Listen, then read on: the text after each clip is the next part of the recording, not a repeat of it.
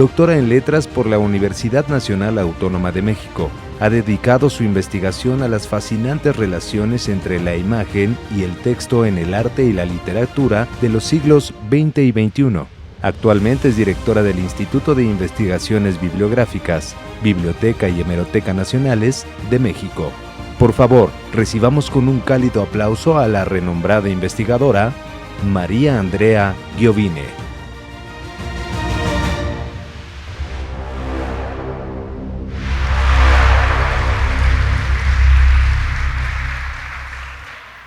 Muy buenas tardes, muchas gracias por la oportunidad de hablar frente a todos ustedes en nombre de la Biblioteca Nacional de México. Hasta este momento hemos escuchado hablar sobre un incunable que es el que nos ha reunido aquí. Me gustaría invitarlos a abrir un poco esa lente y adentrarnos de manera más amplia en el mundo de los incunables en general y de los incunables que tenemos en México en particular. Pues tenemos 173 incunables en el fondo reservado de la Biblioteca Nacional de México, la colección más grande de América Latina.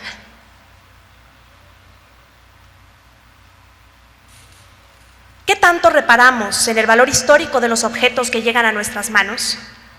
En una época en que la obsolescencia tecnológica y las dinámicas de consumo hacen que muchas cosas pierdan su vigencia, ya no en años, sino en meses, es relativamente fácil olvidar que hay objetos que tienen una historia de largo aliento.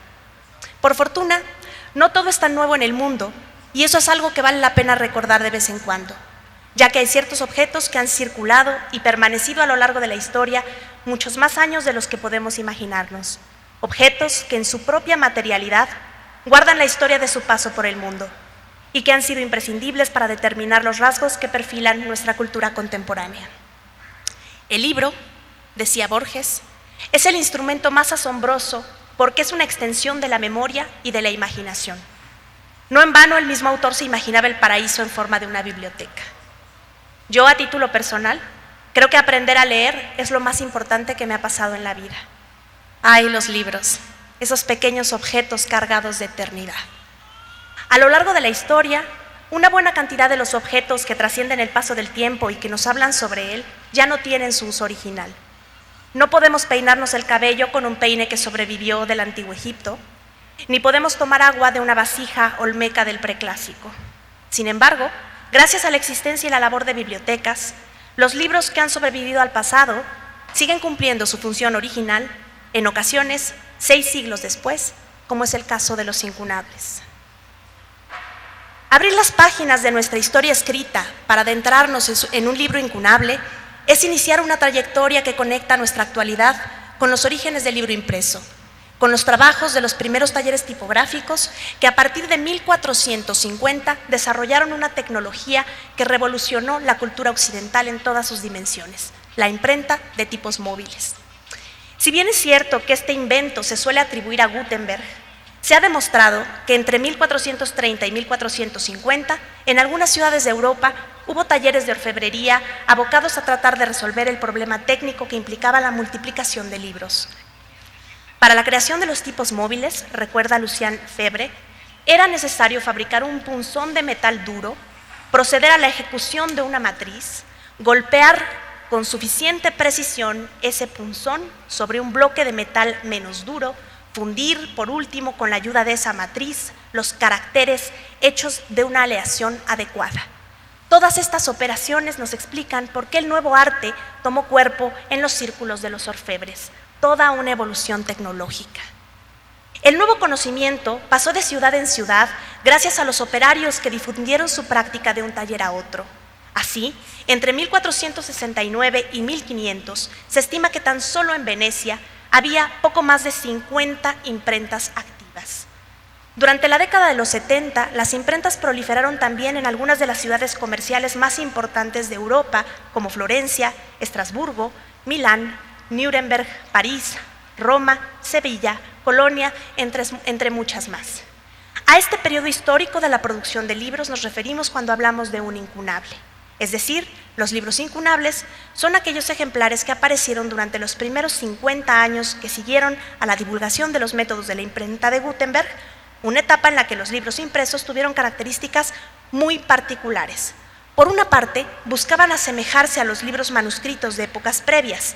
Por otra parte, es posible apreciar una gran diversidad en sus rasgos específicos a causa de los experimentos e innovaciones que se hicieron presentes en esta época, los cuales nos muestran que a partir de 1500 hubo un modo de hacer muy distinto al de la primera etapa. Ustedes se preguntarán cómo es que estos libros han podido llegar hasta nuestras manos y hasta nuestros días. ¿Cómo es que estos libros han sobrevivido al paso de los siglos? Incendios, inundaciones, viajes transatlánticos, incontables cambios de propietario. Y aún así, muchos siguen con nosotros. Alrededor del mundo se encuentran resguardadas colecciones de libros incunables tanto en bibliotecas públicas como privadas. Se estima que se publicaron entre 30 y 35 mil libros antes de 1500, de los cuales nuestra Biblioteca Nacional resguarda una colección de 173 ejemplares, ni más ni menos que la más grande y valiosa de América Latina, y está al alcance de todos. Si alguno de ustedes desea tener uno de estos libros en sus manos, hojearlo, abrirlo, leerlo, no tiene más que acercarse al fondo reservado de la Biblioteca Nacional, mostrar su credencial o tramitarla en 5 minutos y lo tendrá entre sus manos. La razón por la que tenemos un fondo tan valioso y numeroso obedece a la historia de la conformación de nuestro fondo de origen. Cuando Benito Juárez funda la Biblioteca Nacional en 1867, conforma el primer acervo a partir de la incautación de las bibliotecas conventuales, que como sabemos eran poseedoras de los saberes más variados y diversos de la época. Tenemos así, por ejemplo, libros que provienen del Convento Grande de San Francisco, del Colegio Máximo de San Pedro y San Pablo, de la Compañía de Jesús, o de las bibliotecas de otras órdenes como los carmelitas, los mercedarios, los agustinos y los dominicos, así como la Biblioteca Turriana de la Catedral de México. Al reunir estas bibliotecas para conformar nuestra Biblioteca Nacional, tenemos en un solo fondo documental gran parte del conocimiento filosófico, teológico, científico y humanístico sobre el que se fundó nuestra nación. Si no nos han visitado, los invitamos a hacerlo. Al aproximarnos a un incunable, nos podemos plantear un sinfín de preguntas. No solo por tratarse de las primeras ediciones impresas, sino porque en estos ejemplares está marcado el itinerario de volúmenes que han atravesado diversas épocas de la historia moderna hasta nuestros tiempos. Pensar que un libro ha pasado de mano en mano a lo largo de más de 500 años y hasta el momento en que un bibliotecario lo retira de un estante para ponerlo en nuestras manos, provoca una sensación de vértigo. Todos los ejemplos que les mostraré a continuación son incunables resguardados en la Biblioteca Nacional de México. Y el objetivo es poner en contexto el incunable de Pacioli en esta larga trayectoria histórica que son los libros incunables. Este que vemos aquí es un ejemplar de la opúscula de San Agustín de Hipona, publicada en Venecia por Andreas de Bonetis en 1484. Ciertamente la encuadernación no parece antigua. Es muy probable que el estilo heráldico que vemos provenga de siglos posteriores, una tónica muy común, el tener encuadernaciones posteriores. Al abrir el libro nos encontramos en las guardas las siguientes notas manuscritas. Del lado derecho leemos, impreso en Venecia, año 1484, por maestro Andreas de Pavia, siendo duque de Venecia Juan Mocénigo. Del lado izquierdo se puede leer otro par de notas diferenciadas por el uso de 2 tintas, semejantes en la forma de su letra. La primera nota dice lo siguiente: regalo del señor licenciado don Joaquín Cardoso, que le agradezco en el alma. México, enero 12 de 1869, firma Altamirano. La segunda nota señala: este libro es una incunábula de mucho precio y en todo caro, que no se venda, sino que se devuelva al señor Cardoso, pues de otro modo habría que pedir por él 200 pesos, valor que los libros de esta clase tienen en París entre los bibliófilos. Las notas de esta página provienen de la pluma del liberal Ignacio Manuel Altamirano, como puede corroborarse por la firma que hemos visto y el sello en relieve que aparece en la página siguiente, I.M. Altamirano.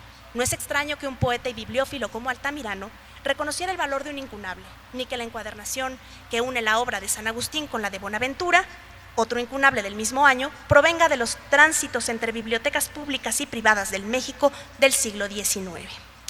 Como podemos apreciar en la imagen, el valor y las particularidades de esta edición se destacan apenas se da vuelta hacia la primera página. Vemos que se trata de un texto a 2 columnas, orlado en sus márgenes, orlado en sus márgenes con decoraciones florales pintadas a mano. Recordemos que una de las características de estos primeros libros impresos es su parecido con los libros manuscritos, cuyas ilustraciones eran realizadas a mano. Recordemos también que el tránsito hacia las portadas, como las conocemos hoy en día, fue un largo proceso que inició con estas primeras páginas ornamentadas convertidas en una suerte de presentación para las obras. De ahí proviene el detalle con que se ilustran o iluminan y que se convierte en un rasgo distintivo con el que buscarán destacarse los impresores de la época. Más adelante, encontramos que se dejó el espacio en la impresión para que las letras capitulares fueran iluminadas a mano con la misma tinta roja, al igual que los calderones, esos signos que marcaban el principio y el final de cada párrafo. El libro está impreso con una tipografía gótica y dispuesto a 2 columnas.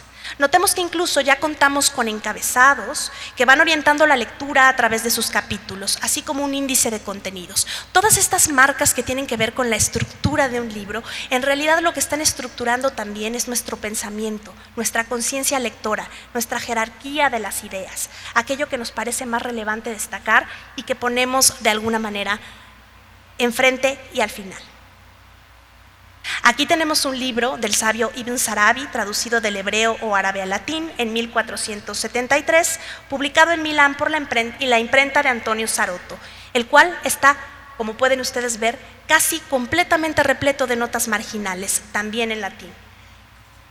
Cabe señalar que en esta obra nos encontramos frente a un proceso de traducciones muy interesante que nos conduce por la época medieval hasta la antigüedad clásica, un fenómeno por lo demás muy común en los incunables. Se tienen pocos datos sobre el autor, conocido también en el mundo occidental como Serapión el Joven. Las traducciones desde otras lenguas al latín van a ser importantísimas para esta época. Ya lo fueron sin duda durante la edad temprana de la imprenta, para la difusión de obras de carácter religioso. Vean ustedes el siguiente caso, la preparación evangélica de Eusebio, obispo de Cesarea, un autor del cristianismo primitivo traducido del griego al latín. Desde la misma encuadernación del libro, podemos notar que estamos frente a un libro muy antiguo. Se trata de una encuadernación en pergamino sobre cartón que en el lomo nos deja leer el título con una tipografía gótica. Este incunable fue impreso en Venecia por Bernardino Venalio en 1497. A diferencia de las 2 columnas que hemos visto en el caso anterior, en otros incunables tenemos solamente una columna. Y a diferencia del libro de San Agustín que veíamos hace un momento, las capitulares a mano han sido sustituidas por grabados que ya formaban parte de la plana al momento de la impresión. De este incunable se conocen 176 ejemplares y en México tenemos 2, uno en la Biblioteca Nacional de México y otro en Guadalajara en la Biblioteca Pública de Jalisco Juan José Arreola. Las notas manuscritas que podemos encontrar en los incunables, muchas de ellas provenientes de sus diversos lectores, nos permiten aproximarnos a testimonios de primera mano que nos informan sobre el itinerario que han recorrido estos libros, sobre sus lecturas, sobre sus procesos de circulación, censura y control. Tal como recuerda César Manrique, investigador del Instituto de Investigaciones Bibliográficas, desde 1502 la corona española emitió un decreto para controlar el flujo de libros, tanto en los territorios peninsulares como en las colonias americanas, titulado Diligencias que deben preceder a la impresión y venta de libros del reino y para el curso de los extranjeros. Recuerden también que el libro siempre fue un instrumento de poder, un instrumento de control y por lo tanto un instrumento de ser susceptible de censura.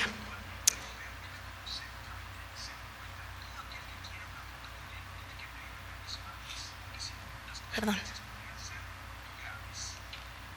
Tenemos numerosos ejemplos de Biblias en libros, en los fondos de la Biblioteca Nacional de México. Por ejemplo, una Biblia salida de los talleres venecianos en 1481, conocida como Biblia Latina, impresa en latín con caracteres góticos, en la que encontramos una página que se pegó posteriormente al final del libro, asentando una leyenda que expresa que fue revisado por el Santo Oficio, que se puede ver aquí justamente. Según otra nota manuscrita ubicada al principio de este volumen, este libro perteneció al convento de Santa Ana de Coyoacán en 1733. El tipo de acreditación que observamos es producto de ese mismo control que impuso la corona española a las colonias americanas. En este contexto que venimos trazando, resulta genuino preguntarse qué otros tipos de libros se imprimían por aquellos años. Si bien es cierto que los libros de temáticas religiosas abundaban, estamos en un periodo en el que en Europa florecerán el humanismo y el renacimiento, impulsados también en buena medida por los propios talleres tipográficos y su creatividad, legando al mundo una serie de obras de ciencia, gramática, filosofía, astrología, literatura, historia. Algunas de las ciudades más destacadas en el comercio de libros, a lo cual hay que añadir el surgimiento de los grandes comerciantes y la propia demanda de los libros, contribuyen para que se tradujeran, escribieran y publicaran nuevos libros. El siguiente ejemplo que vemos en pantalla nos traslada a otras áreas del conocimiento difundido durante la segunda mitad del siglo XV. Se trata de una traducción impresa en latín con caracteres romanos de Hermes Trismegisto, un sabio que vivió, según se cuenta, en la época helenística de Egipto por el siglo III a.C. En la primera página podemos leer que el traductor y humanista Marsilio Ficino dedica la traducción de la obra Cosme de Medici, muerto en 1464, cuyo legado como mecenas de las artes fue fundamental para el desarrollo del Renacimiento, tal como lo evidencia este ejemplar. En el párrafo siguiente de esta dedicatoria se puede leer una nota al lector que resulta del todo singular. Ficino señala que quien sea que lea este libro, sea gramático, orador, filósofo o teólogo, habrá de saber que la obra de Hermes Trismegisto, proveniente del antiguo Egipto, ha sido leída con asombro en todo momento, e inmediatamente interpela al lector de su época. ¿Por qué compras y lees así? Esto será una ventaja para ti, porque por una pequeña cantidad de dinero te haré leer con el mayor placer y beneficio. Esta dedicatoria nos muestra claramente cómo empieza a surgir un tipo de lectura que tiene que ver con el placer mismo, con el acto mismo de leer, con el disfrute de la lectura. Por otra parte, cabe destacar que con este ejemplo podemos figurarnos un panorama del tipo de lectores que podrían estar interesados en la traducción de Ficino: gramáticos, oradores, teólogos, filósofos, entre todos los que podríamos mencionar. Entre estas obras encontramos también tratados astronómicos, astrológicos, como el de Marco Manilio, poeta y astrólogo romano, que vivió durante el imperio de César Augusto. En este caso, observamos dos dedicatorias del editor Aldo Manuzio, una a Guido de Ferrara y otro al duque y cardenal de Milán, Hipólito de Este. Pero a la página siguiente inicia un libro de otro astrólogo que no es Manilio, sino Julio Fírmico Materno del siglo IV, el cual parece haber sido impreso por otro editor en el siglo XVI. Aquí vale la pena señalar otro rasgo característico que comparten algunos incunables, y es que en los casos que no contamos con una portada, los datos de publicación de la obra suelen encontrarse únicamente en el colofón, es decir, en la parte de atrás. Sin embargo, atendiendo al libro de Manilio, notamos cómo esta impresión requirió un mayor número de ilustraciones que antes de la imprenta de tipos móviles se realizaban siempre a mano, mientras que en este ejemplo, en cambio, se realizan a través de xilografías, lo que nos permite apreciar una innovación técnica al momento de proponer una interacción entre imágenes y textos de forma constante a lo largo de sus páginas, una característica que también tiene, que ya fue señalada aquí, el incunable de Pacioli, esta vinculación muy retroalimentada entre las imágenes y los textos. Las dedicatorias de los libros de estos autores e impresores que pertenecieron al humanismo y al renacimiento parecen ser un rasgo común entre los incunables. Estas notas no solo nos permiten identificar los vínculos con editores, escritores y algunos mecenas importantes, sino que también nos permiten atisbar parte del programa que siguieron estos humanistas en su afán por recuperar los conocimientos de todas las épocas precedentes. En 1497, nuevamente Aldo Manuzio publicó un manual de gramática griega a cargo de Urbano Bolzanio, impreso con caracteres romanos en latín y caracteres griegos añadidos a mano. Como pueden ustedes ver, los incunables incluían todo tipo de temáticas propias del avance del conocimiento de la época. Este libro, dedicado a Juan Francisco Pico de la Mirandola, sobrino de Giovanni Pico della Mirandola, el gran humanista florentino muerto apenas 3 años antes de la publicación de este libro, autor de la enigmática obra Discurso sobre la dignidad del hombre. Es un caso interesante también por la marca de fuego que pueden ustedes observar aquí, que es una característica específica de los libros que tenemos en el territorio mexicano. La dedicatoria nos muestra que Pico ha dejado un legado que continúa el editor, marcado por la recuperación humanista de diversos pensadores y sus lenguas, particularmente la griega, también entre latín. Un programa intelectual y editorial que rescatará muchas obras en lengua griega para la posteridad. En este mismo tenor, cabe destacar que entre los incunables resguardados por la Biblioteca Nacional de México podemos encontrar, entre otros, autores como Séneca, Diógenes Laercio, Aristóteles, Isidoro de Sevilla y Vitruvio, entre muchos más. Ahora, prestemos atención a alguna característica más de los incunables. Ya nos hemos encontrado con que algunos tienen marcas de propiedad, tanto de forma manuscrita como de forma ilustrada, como es el caso de los ex libris. Como podemos observar en el ejemplo de la gramática griega, este libro tiene el sello de la Nacional y Pontificia Universidad de México. En muchos casos tenemos libros que tienen más de una marca de propiedad y eso nos habla justamente de su tránsito.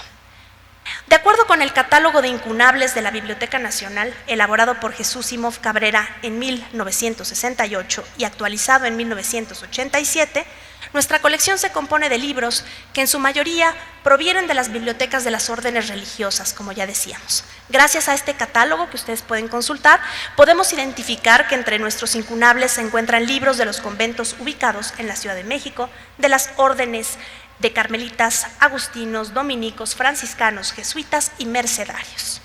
En mucho menor medida tenemos libros que provienen de bibliotecas públicas, como la de la Nacional y Pontificia Universidad, y de bibliotecas como la Turriana y la Colombina. ¿A qué se debe esta confluencia de acervos bibliográficos en nuestra colección de incunables? A la forma, como ya decíamos hace un momento, en que se conformó nuestro fondo de origen. Por esta razón, contamos con 173 incunables en la Biblioteca Nacional, la mayoría de ellos provenientes de las bibliotecas de los conventos, que en algunos casos para el siglo XIX llevaban ya varias décadas abandonadas. Entre las múltiples causas de este abandono podemos remitirnos a las reformas borbónicas del siglo XVIII. Y nuestra colección sigue creciendo a través de nuestros mecanismos de adquisición. Lo que no podemos dejar de señalar, para ir cerrando, cuando hablamos de incunables, es que debemos a las bibliotecas y a los trabajos de conservación y catalogación de sus distintos acervos la posibilidad de adquirir y preservar ejemplares de este gran valor. El trabajo de los conservadores es clave también para poder seguir sosteniendo en nuestras manos un libro que tiene 500 años de existencia. Precisamente nos trasladaremos ahora, por último, a uno de nuestros últimos ejemplos, uno de los incunables más ricos que tenemos en la Biblioteca Nacional de México y que los invitamos a apreciar en cualquier momento. Se trata de la famosa Crónica de Nuremberg, impresa en latín con caracteres góticos, en la cual Hartmann Schedel nos narra la historia de la humanidad desde los orígenes bíblicos hasta el año 1490. Imaginen una especie de enciclopedia de la época. Este incunable se publicó en 1493 en el taller de Antonius Koberger y fue una obra que se volvió muy popular, pues como pueden ustedes notar, no solo se trata de una obra histórica de largo aliento, sino que además está ricamente ilustrada con ni más ni menos que 1804 grabados hilográficos que muestran personajes, ciudades y episodios. Nos encontramos además frente a uno de los primeros libros que da crédito explícito a sus ilustradores, los grabadores Michael Wohlgemuth y Wilhelm Weidenwurf, maestros del ilustre Alberto Durero. Piensen por un momento en la complejidad que implica elaborar una edición con tantas imágenes y una edición tan rica en todos los sentidos. Después de la publicación de la Crónica de Nuremberg, el taller de Antonius Koberger continúa apostando por las grandes ediciones ilustradas. Así lo muestra nuestro último ejemplo, que es precisamente la Hagiografía de Santa Brígida, publicada en 1500. En el colofón de esta obra se puede notar la presencia de un crédito a la edición, atribuido a Florian Waldorf, lo que nos muestra un cambio significativo en la concepción del trabajo del diseño editorial hacia el final de esta etapa tan temprana. Piensen ustedes que a medida que esta tecnología, el libro incunable, se iba asentando, también iban surgiendo figuras, agentes, que iban posibilitando la llegada del libro a las manos de los lectores, desde propiamente los tipógrafos y orfebres hasta los encargados del comercio del libro. La incunabilística, la historia del libro, la historia del arte, la bibliotecología, nos han dejado un gran corpus de investigaciones que nos permiten aproximarnos a los libros incunables de forma detallada, contando con catálogos descriptivos que desentrañan muchas de las características que le otorgan sus particularidades en la historia de la cultura impresa. La historia de los incunables y sus aventuras es muestra de que el libro seguirá siendo uno de los inventos más importantes de la humanidad, en especial cuando lo ponemos en relación con la idea de la fragilidad de nuestros archivos electrónicos actuales, que en ocasiones ya no podemos leer apenas un par de años después de su creación. Piensen lo que sucede cuando tenemos enfrente un libro como este, la edición ilustrada, esta riqueza de grabados que permanecen en el tiempo después de 5 siglos, y lo que nos pasa cuando nos encontramos frente a al frustrante mensaje de ese 404 no encontrado. A veces cuando tenemos un archivo que apenas habíamos terminado de editar unos meses o unos años antes. Entonces, esta tecnología nos muestra precisamente no solamente la historia de un objeto, la historia de un pensador, sino la historia de la humanidad. El hecho de cómo pensamos, de cómo leemos y sobre todo el hecho de que la conciencia lectora, la forma en cómo codificamos el mundo y lo decodificamos está precisamente en los libros. En un momento en el que vivimos una crisis de desinformación y en el conocimiento en sí mismo está en crisis, redescubrir a genios como Luca Pacioli y redescubrir los acervos profundos y completos de una biblioteca como la Biblioteca Nacional de México seguramente no tiene desperdicio.